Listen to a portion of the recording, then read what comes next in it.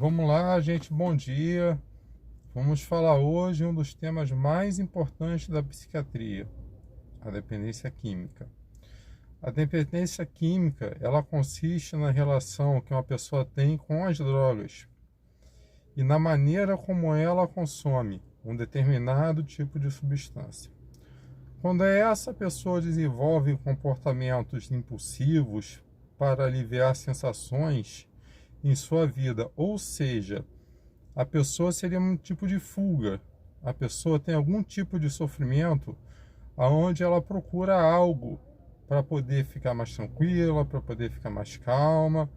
O desenvolvimento de um dependente químico pode ocorrer e afetá-lo de uma forma geral, ou seja, tudo isso traz as consequências.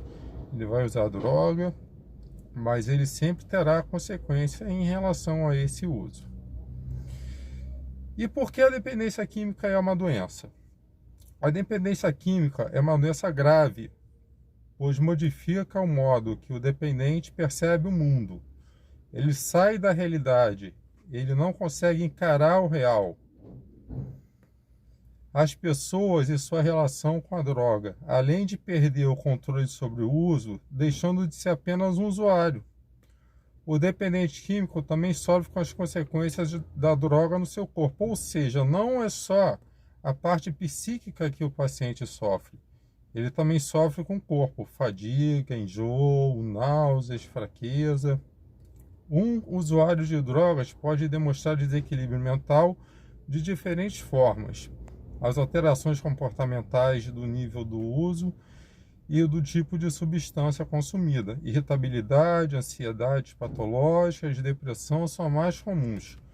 Dependendo do tipo de droga que o paciente for usar, ele vai ter uma determinada consequência. Ele vai ter alucinações, delírios psicóticos, depressões, fobia, pânico, alterações de humor, agressividade.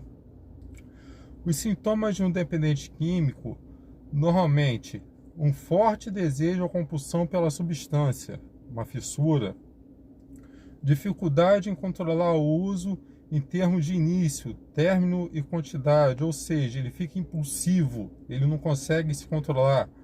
Presença da síndrome de abstinência, se ele não fizer uso, ele começa a sentir falta, o corpo começa a sentir falta da substância.